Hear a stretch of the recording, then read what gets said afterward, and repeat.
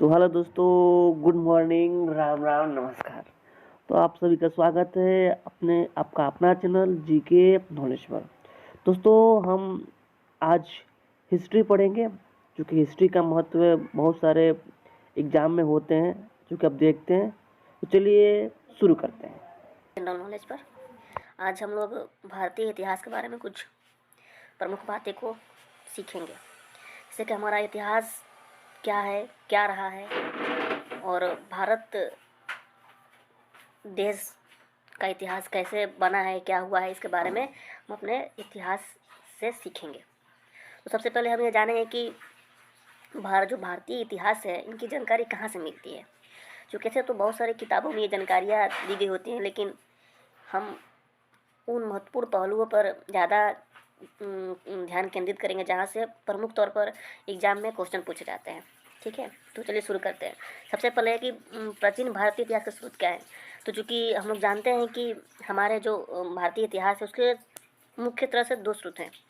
पहला है साहित्यिक स्रोत और दूसरा है पुरातात्विक स्रोत। ठीक है, तो साहित्यिक स्रोत उसे कहते हैं दोस्तों जो हमारे साहित्य से जुड़ा हुआ, यानी कि वेद हो गया, हमारी संस्कृति भाषा होगी, पाली हो गई, प्रकृति के अन्य साहित्य हो गए। ठीक है, और पुरातात्विक स्रोत वो होते हैं जो यानी कि जो निशान के तौर पर होते हैं, यानी कि जो लेख हो गए, सिक्के हो गए, उत्खनन जहाँ से अभी भी वो बहुत सारे वैसे अभी जहाँ पर मतलब खनन करने के बाद कुछ कुछ ऐसी पुरानी चीज़ें जो मिलती हैं, जिसे पहचान होता है कि हमारी पहले जो भी हमारी सभ्यता थी कैसी थी। तो और संस्कृत का, और जैसे साहित्यिक स्रोत में एक और होता है कि संस्कृत का पता कैसे चलता है। तो इसका पता हमारे विदेशियों द्वारा विमर्श होता है, यानी जो पहले हमारे देश में विदेशी भ्रमण करने आते थे, उन्होंने लेख लिखा था, उनके बारे में कुछ जानकारी दी थी, और उनके बारे में जो जानकारी दी थी उन्हीं की वजह से ही पता चलता है। सबसे पहले आते हैं कि साहित्यिक स्रोत कौन कौन से होते हैं। तो ऐसे तो बहुत सारे होते हैं, लेकिन जो प्रमुख जो है, जो कि हमको जानना बेहद ही आवश्यक है, उसको जानना बहुत जरूरी है। पहला है ब्राह्मण साहित्य, जैसे कि जो वेद होता है, वेद में ऋग्वेद हो गया, सामवेद हो गया, यजुर्वेद हो गया, अथर्ववेद हो गया, और ब्राह्मण हो गया, अरण्यक, उपनिषद, महाभारत, रामायण, पुराण। ऐसे जानते हैं कि सबसे जो पुराना वेद है ऋग्वेद, और सबका बाद का वेद अथर्ववेद है। ठीक है, और इसके बारे में हम लोग आगे पढ़ेंगे कि ऋग्वेद में क्या है, सामवेद में क्या है, यजुर्वेद में क्या है, और अथर्ववेद में क्या है। और जो बाकी जो अर्णव हो गया, उपनिषद हो गया, ये भी सब वेद से निकले हुए ही होते हैं। महाभारत अब सभी को पता ही होगा कि भारत के मतलब महाभारत कितना बड़ा युद्ध था, जो कि भारतीय संस्कृति का बहुत ही महत्वपूर्ण पहलू है।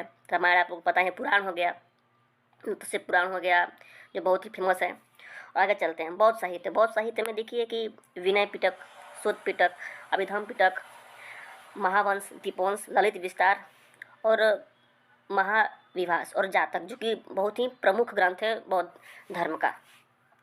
और जैन ग्रंथ में आते हैं कल्पसूत्र, भगवत सूत्र, आचार्यांग सूत्र आदि। ठीक है, अब देखिए इतना तो हम लोग जान ही गए हैं, और आगे पढ़ते हैं कि ऐतिहासिक साहित्य स्रोत क्या है। तो जो ऐतिहासिक साहित्य स्रोत हमने यहाँ पर पढ़ा था, साहित्यिक स्रोत में वैदिक, संस्कृति, पाली, ये सब पढ़े थे। और अब आते हैं यहाँ पर हम लोग ऐतिहासिक साहित्यिक स्रोत। तो ऐतिहासिक साहित्य में यानी कि हमारे वो लेखक थे जिन्होंने इतिहास के बारे में लिखा, हमारे जो साहित्य लिखे हैं इतिहास के बारे में। तो देखिए राजतरंगिणी जो साहित्य है वो कलहन के द्वारा लिखा गया है।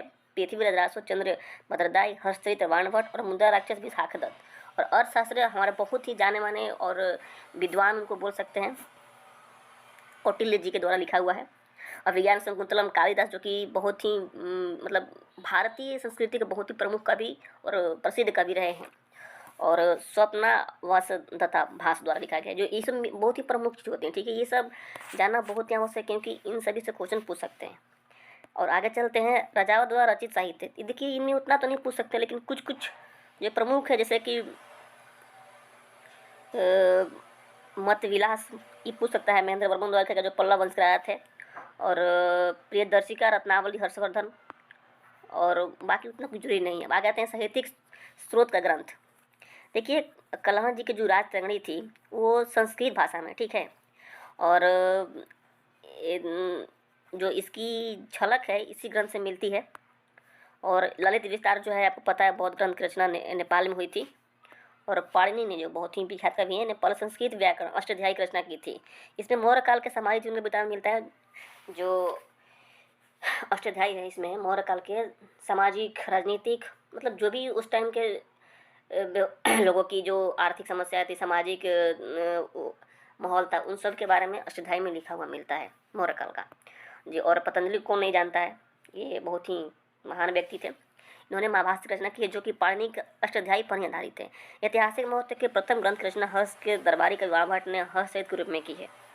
और शास्त्र जो कौटिल्य, चाणक्य, विष्णुगुप्त, जो कि मतलब कौटिल्य को हम लोग चाणक्य भी कहते हैं, विष्णुगुप्त भी कहते हैं, लिखी है।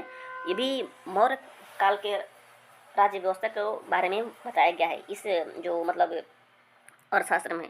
ये सभी को पता है कि जो कौटिल्य थे, उन्होंने ही चंद्रगुप्त मौर्य को तैयार किया था। इनके योगदान के स्वरूप ही इतने बड़े जो सम्राट है भारत देश को मिले। तो दोस्तों आज इतना ही। अब हम लोग नेक्स्ट वीडियो में आप बात करेंगे, ठीक है? तो धन्यवाद।